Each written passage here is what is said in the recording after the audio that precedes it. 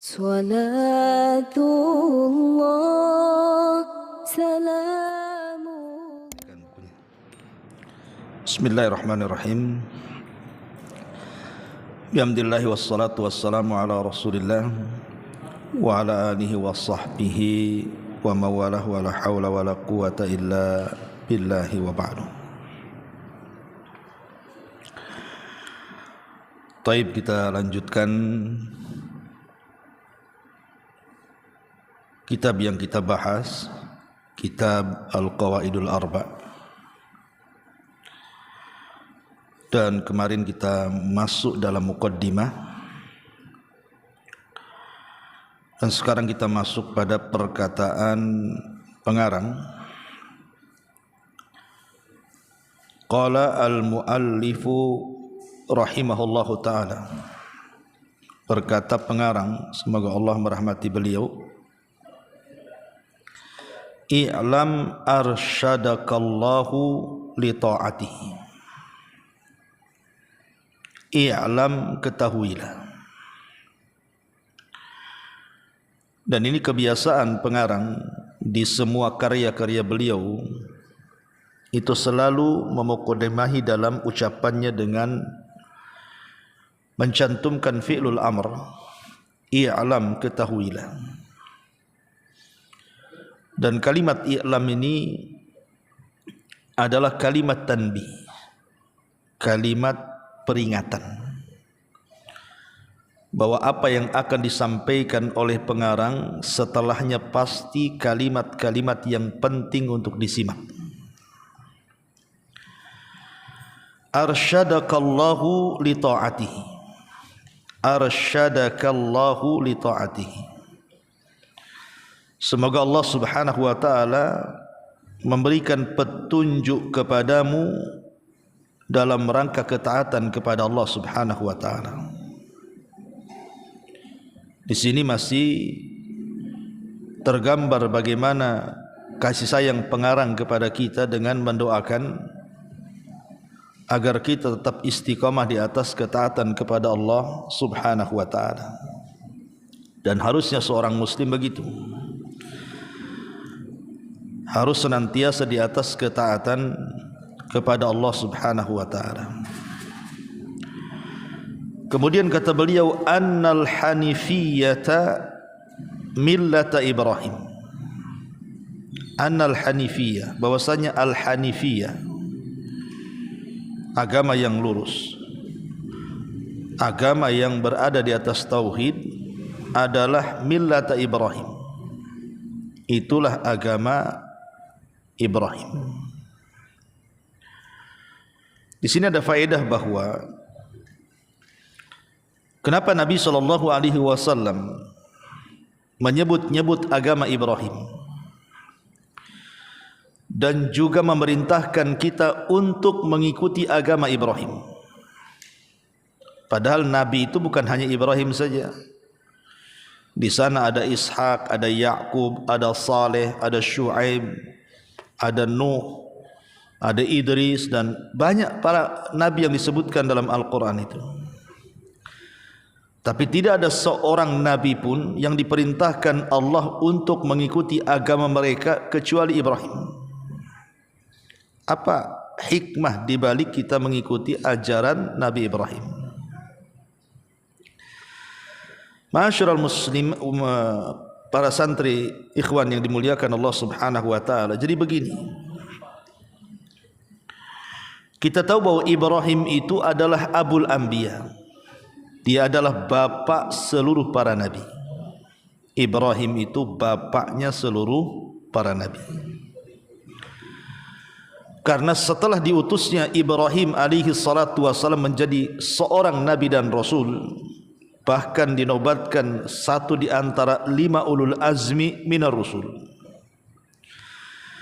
maka nabi-nabi setelahnya, nabi-nabi setelah Ibrahim itu nasabnya semua dari jalur Ibrahim. Tidak ada nabi yang keluar nasabnya di luar dari jalur Ibrahim setelah Ibrahim diutus. Jadi Ibrahim itu punya dua jalur kenabian dari keturunannya. Pertama dari jalur Ishak. Ishak ini punya putera namanya Yakub. Yakub inilah yang disebut dengan Israel. Jadi turunan Yakub itu disebut Bani Israel. Dari Bani Israel inilah banyak nabi yang diutus. Yang kedua dari jalur Ismail. Ismail, tidak ada nabi yang diutus dari jalur Ismail kecuali satu, Nabi kita Muhammad sallallahu alaihi wasallam. Dari sini kita tahu bahwa karena seluruh para nabi dan rasul setelah Ibrahim jalurnya, nasabnya kembali kepada Ibrahim, maka disematkanlah kepada Ibrahim kalimat Abul Anbiya, bapaknya para nabi. Berarti agama yang dibawa oleh nabi-nabi setelah Ibrahim semuanya adalah mengusung agama Ibrahim. Termasuk Nabi kita Muhammad sallallahu alaihi wasallam, agama Islam ini juga mengusung agama Ibrahim. Apa agama Ibrahim? At-tauhid, sama-sama mendakwahkan tauhid. Makanya dia juga disebut pelopor tauhid. Ya. Kalau antum bicara soal kisah Nabi Ibrahim dalam sejarah yang dicantumkan dalam Al-Quranul Karim, hampir semua sejarah Ibrahim sejak kecil sampai dia tua itu cerita tentang perjuangan membela tauhid. Mulai dari menghancurkan patung-patung Namrud sampai akhirnya terjadi pembakaran terhadap Ibrahim. Kemudian ditampakkan mukjizat Ibrahim tidak terbakar. Sampai akhirnya mendatangi para penyembah matahari, bulan dan bintang, kemudian membatalkan sesembahannya. Sampai melakukan pengorbanan yang tidak terpikir siapapun seorang ayah menyembelih putranya, semata-mata karena menjalankan perintah Allah Azza wa Jalla. Dan banyak lagi menunjukkan bahwa Ibrahim itu pelopor tauhid. Dan agama yang dibawa Rasul kita juga agama tauhid.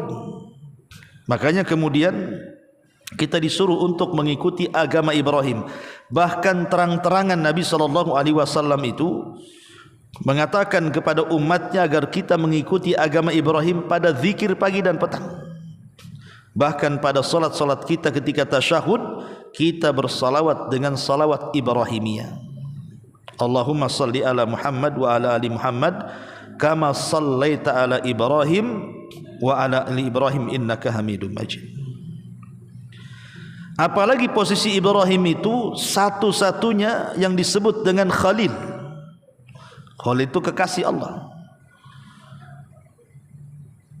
Satu-satunya yang disebut Khalilur Rahman, kekasih Allah, adalah Ibrahim. Walaupun Nabi sendiri disebut Khalil juga, tapi nama yang disematkan Khalil itu kepada Ibrahim. Sama dengan Kalimur Rahman, Nabi yang berdialog langsung dengan Allah tanpa perantara disematkan kepada Nabi Musa. Padahal yang berdialog tanpa perantara itu 3 Nabi. Pertama Nabi Adam di sorga, yang kedua Nabi Musa di Bukit Saina, dan Nabi kita pada peristiwa Isra Mi'raj. Jadi Nabi yang pernah bicara langsung dengan Allah itu 3 Nabi, Adam, Musa, kemudian Nabi kita Muhammad SAW. Tetapi yang disematkan Kalimur Rahman, Nabi yang berdialog dengan Allah tanpa perantara, berhadap-hadapan secara langsung, adalah Nabi Musa. Nah, sama juga dengan kalimat Khalil, kekasih Allah Subhanahu wa taala, itu lebih disematkan kepada Ibrahim, padahal Rasul kita juga disebut Al-Khalil. Apalagi bangsa Arab sendiri itu nasabnya sampai kepada jalur Ibrahim. Makanya di sini pengarang rahimahullahu taala mengatakan annal hanifiyah. Hanifiyah itu artinya seseorang yang berpaling dari kesyirikan dan menghadap tauhid, itu disebut hanif namanya. Orang yang berpaling dari kesyirikan kemudian menghadap tauhid, dalam bahasa Arabnya disebut al-hanif. La hanif ini adalah millata Ibrahim, agamanya Nabi Ibrahim. Kemudian kata pengarang di sini, an ta'budallaha wahdahu mukhlishan lahuddin. Bahwa agama Ibrahim adalah agama di mana engkau beribadah kepada Allah, an ta'budallah, engkau beribadah kepada Allah wahdahu, semata-mata hanya untuk kepada Dia, mukhlisan, dengan penuh keikhlasan, lahu, kepada Allah, ad-din, kita berikan semua ketaatan dan ketundukan kepadanya. Inilah makna daripada millata Ibrahim, beribadah kepada Allah, tidak menyekutukan Allah, dan menundukkan seluruh ketaatan hanya diberikan kepada Allah Subhanahu wa taala, alias at-tauhid. Kemudian kata beliau, wa bidzalika, karenanya amarallahu, Allah perintahkan, jami'an nas, seluruh manusia, wa khalaqahum laha, dan Allah ciptakan mereka karena tauhid. Mana ayatnya? Allah berfirman dalam surah Az-Zariyat ayat 56, wa ma khalaqtul jinna wal insa illa liya'budun, tidaklah aku ciptakan jin dan manusia kecuali disuruh untuk mentauhidkan Allah Subhanahu wa taala. Jadi hakikat Allah menciptakan kita ini untuk mentauhidkan Allah. Itulah perintah dari Allah Subhanahu wa taala, dan itulah seagung-agungnya perintah dari Allah Subhanahu wa taala adalah tauhid, sebagaimana larangan sebesar-besar larangan adalah kesyirikan, lawan daripada tauhid. Berarti kalau kita tahu bahwa tujuan kita diciptakan untuk mentauhidkan Allah Subhanahu wa taala, maka kita dilarang untuk menyekutukan Allah dengan apapun, baik dari makhluk bendanya ataupun makhluk yang berakalnya, ya. Kemudian kata beliau, fa idza arafta, kalau engkau mengetahui, annallaha, sesungguhnya Allah, khalaqaka, menciptakan engkau, li ibadatihi, untuk beribadah kepada Allah, fa'lam, ketahuilah, annal ibadata, sesungguhnya ibadah, la tusamma ibadatan, tidak dianggap sebuah ibadah, illa ma'at tauhid, kecuali disertakan tauhid di dalamnya. Kama anna salata la tusamma salatan illa ma'at taharati, sebagaimana salat tidak dikatakan salat kecuali disertakan taharah di dalamnya. Di sini muallif ingin memberikan percontohan kepada kita tentang peran tauhid dalam sebuah ibadah. Kata beliau bahwa kedudukan tauhid di atas ibadah itu sama dengan kedudukan taharah di atas salat. Saya ulang, kedudukan tauhid di atas ibadah itu sama dengan kedudukan taharah di atas salat. Sebagaimana salat bisa batal ketika tidak taharah, maka ibadah juga bisa gugur karena tidak ada tauhid. Bahkan lebih parah, gugurnya tauhid di atas ibadah dengan gugurnya taharah di atas salat. Karena kalau orang salat kemudian dia tidak wudu, paling tinggi tidak sah salatnya. Tapi kalau seseorang itu beribadah kepada Allah tanpa tauhid, maka dia terjerumus kepada kesyirikan, kekufuran, ya. Makanya kata Syekh di sini, fa'lam annal ibadata, ketahuilah bahwasanya ibadah itu la tusamma ibadatan, tidak dikatakan sebuah ibadah illa ma'at tauhid, kecuali sertakan dengan tauhid. Kama anna salata la tusamma salatan illa ma'at taharah, sebagaimana salat tidak dikatakan salat kecuali sertakan taharah. Jadi kalau antum sedang salat, sudah wudu nih, tiba-tiba kentut dalam salat, maka batal salatnya. Kenapa? Hilang taharahnya.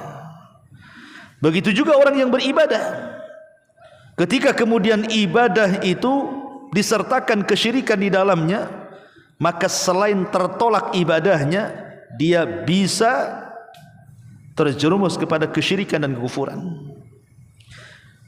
Kemudian kata beliau, dari sini kita tahu apa? Beliau bukan sedang membicarakan syirik kecil. Ingat ya, kata-kata beliau di sini Syekh Muhammad bin Abdul Wahab tidak sedang membicarakan syirik kecil, tapi sedang membicarakan syirkul akbar. Dia sedang berbicara soal syirik besar. Apa bedanya syirik kecil dengan syirik besar? Pertama, syirik besar ini bisa mengeluarkan pelakunya dari Islam. Kalau syirik kecil tidak mengeluarkan pelakunya dari Islam. Yang kedua, syirik besar itu bisa menggugurkan seluruh amalan. Tapi syirik kecil tidak menggugurkan semua amalan, hanya menggugurkan amalan yang ditempelinya saja. Kemudian yang ketiga, syirik besar itu sezalim-zalimnya kezaliman. Sebagaimana Allah mengatakan perkataan Luqmanul Hakim, ya bunai la tusyrik billahi inna syirka la zulmun azim. Wahai bunai, wahai anakku, jangan kau melakukan kesyirikan, karena syirik itu sezalim-zalimnya kezaliman. Kemudian yang keempat, kalau seandainya orang yang melakukan syirik besar ini, dia meninggal dan tidak bertobat, maka dia meninggal di atas kekafiran, keluar dari Islam. Kalau syirik kecil tidak ya. Kemudian juga yang kelima, kalau dia dimasukkan ke dalam neraka, maka dia tidak akan pernah keluar dari neraka, alias kekal di dalamnya. Tapi kalau syirik kecil tidak. Itulah 5 perbedaan antara syirik akbar dengan syirik asghar. Tetapi pengarang di sini dalam kitab Qawaidul Arba'ah ini tidak sedang bicara syirik kecil, tapi bicara syirkul akbar, syirik besar, yang mengeluarkan pelakunya dari Islam, yang disematkan padanya kekufuran, yang dihilangkan semua amalan dan pahalanya, dan kalau masuk neraka dikekalkan di dalamnya. Ya.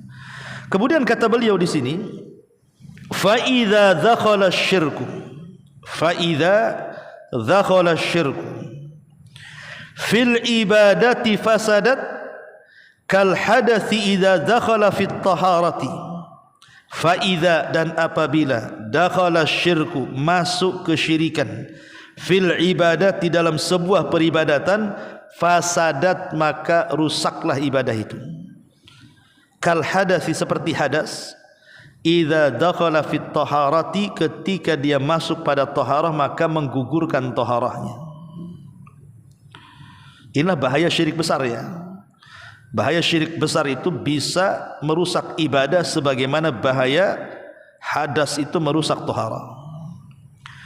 Kama qala ta'ala, sebagaimana Allah Subhanahu wa taala berfirman, ma kana lil musyrikina an ya'muru masajidallah syahidina ala anfusihim bil kufri ulaika habitat a'maluhum wa fin narihum khalidun.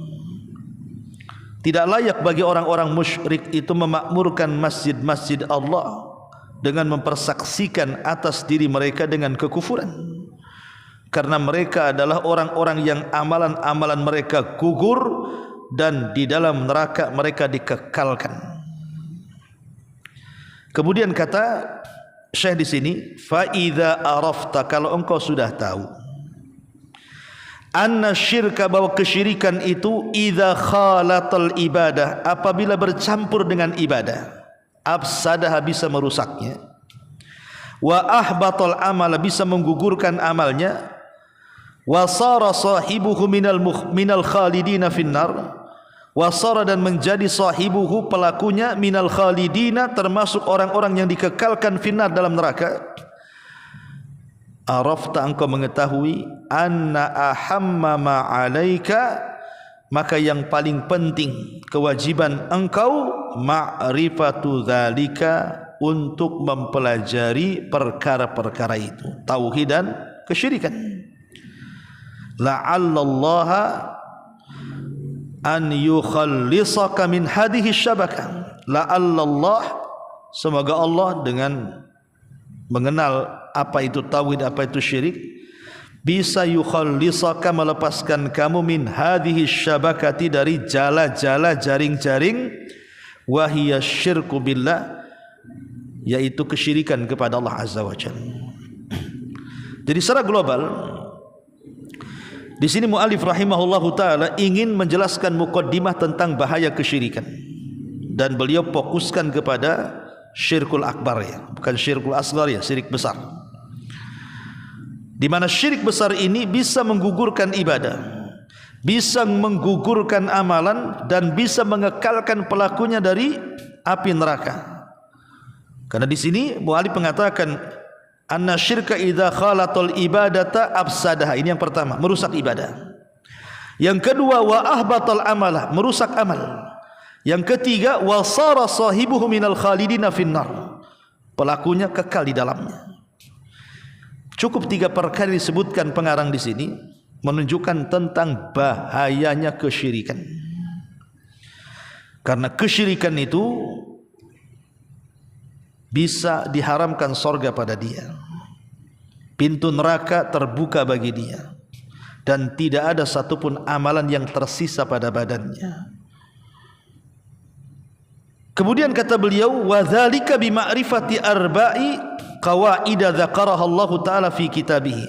Oleh karena itulah, untuk memahami apa itu tauhid, apa itu syirik, maka kita harus mengenal 4 kaedah yang Allah Subhanahu wa taala sebutkan dalam Al-Qur'an. Lah, apa saja 4 kaedah ini?